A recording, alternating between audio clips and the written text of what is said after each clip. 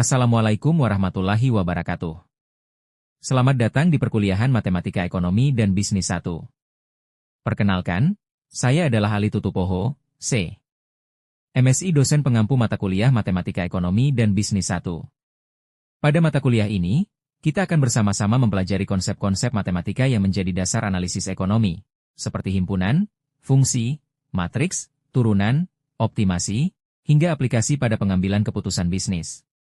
Sebagai pengajar, saya berkomitmen untuk menghadirkan pembelajaran yang interaktif, aplikatif, dan relevan dengan dunia nyata. Kita akan banyak menggunakan contoh dari fenomena ekonomi, data bisnis, serta studi kasus agar pemahaman matematika tidak hanya teoritis, tetapi juga praktis.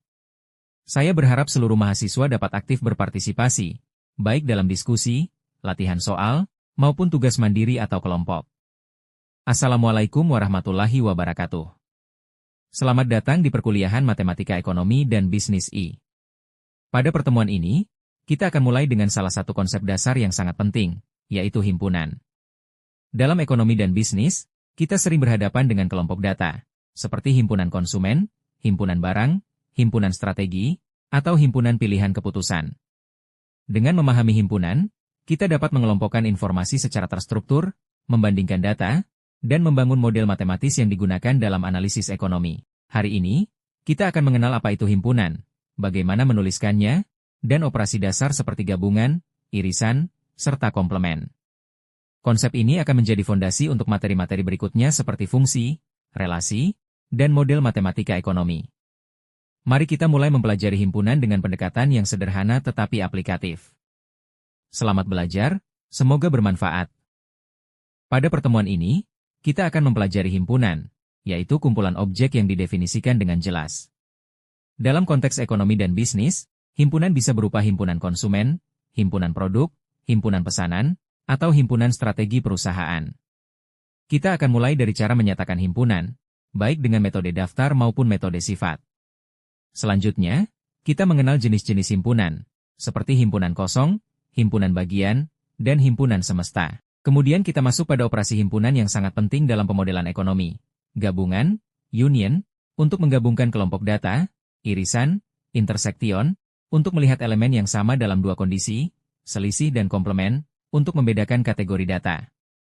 Konsep-konsep ini akan menjadi dasar saat kita membangun fungsi permintaan, penawaran, maupun model optimasi pada pertemuan selanjutnya. Sekarang kita akan membahas jenis-jenis himpunan yang menjadi dasar dalam analisis data ekonomi dan bisnis.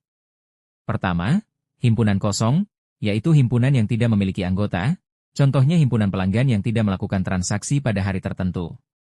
Kedua, himpunan berhingga dan tak berhingga. Himpunan berhingga memiliki jumlah anggota yang dapat dihitung, seperti daftar produk di sebuah toko. Sedangkan himpunan tak berhingga contohnya adalah himpunan seluruh bilangan real dalam analisis harga atau waktu. Ketiga, himpunan bagian, yaitu himpunan yang seluruh elemennya termasuk ke dalam himpunan lain. Misalnya himpunan pelanggan premium adalah bagian dari seluruh pelanggan. Keempat, himpunan semesta, yaitu himpunan yang memuat semua objek yang sedang dibahas, seperti seluruh data konsumen dalam satu periode. Pemahaman jenis-jenis himpunan ini akan memudahkan kita dalam melakukan operasi seperti gabungan, irisan, dan analisis data pada model ekonomi. Mari lanjut ke materi berikutnya. Berikut adalah beberapa contoh soal terkait jenis-jenis himpunan dalam konteks ekonomi dan bisnis. Pertama, sebuah toko memiliki himpunan produk A, laptop, printer, scanner. Tentukan apakah himpunan B, laptop, scanner merupakan himpunan bagian dari A. Jawabannya, ya, karena seluruh elemen B terdapat dalam A. Kedua, dalam satu hari, tidak ada pelanggan yang melakukan pembelian barang mewah. Tentukan jenis himpunan pelanggan barang mewah tersebut. Ini adalah himpunan kosong. Ketiga, himpunan harga barang yang mungkin berada antara 0 dan 10 juta rupiah. Ini merupakan himpunan tak berhingga, karena terdapat tak hingga nilai real dalam interval tersebut. Keempat, himpunan konsumen premium adalah bagian dari seluruh konsumen. Ini menunjukkan konsep himpunan bagian dan himpunan semesta. Dengan memahami contoh-contoh ini, Anda dapat mengenali jenis-jenis himpunan dalam situasi nyata bisnis dan ekonomi. Pada bagian ini, kita akan membahas diagram Venn, yaitu cara visual untuk menggambarkan hubungan antar himpunan. Diagram ini sangat berguna dalam analisis ekonomi dan bisnis, khususnya ketika kita ingin membandingkan kelompok data. Misalnya, kita punya himpunan A, pelanggan yang membeli produk elektronik, dan himpunan B, pelanggan yang membeli produk fashion. Dalam diagram Venn, irisan antara A dan B menunjukkan pelanggan yang membeli kedua jenis produk tersebut. Sedangkan area luar irisan menunjukkan pelanggan yang hanya membeli salah satu kategori. Kita juga dapat menggambarkan gabungan, yaitu seluruh pelanggan yang membeli minimal satu dari kedua produk. Selisih, yaitu pelanggan yang membeli produk elektronik tetapi tidak membeli fashion, dan komplement, yaitu pelanggan di luar himpunan tertentu. Diagram Venn membantu kita memahami segmentasi pasar, pola belanja, serta mempermudah analisis keputusan bisnis. Dengan visualisasi ini, data menjadi lebih jelas dan mudah diinterpretasikan. Berikut ini adalah contoh soal diagram Venn dalam konteks ekonomi dan bisnis. Sebuah survei dilakukan terhadap 100 konsumen. Diketahui bahwa 60 konsumen membeli produk A, 45 konsumen membeli produk B, dan 25 konsumen membeli keduanya. Pertanyaannya, berapa banyak konsumen yang hanya membeli produk A?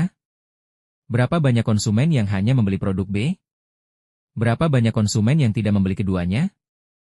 Kita gunakan diagram Venn untuk memvisualisasikannya. Irisan kedua himpunan, yaitu AB, berjumlah 25 konsumen. Maka, konsumen yang hanya membeli A 60-25-35, konsumen yang hanya membeli B 45-25-20. Total yang membeli A atau B 35, 20, 25-80 konsumen. Jadi, konsumen yang tidak membeli keduanya 180-20 konsumen.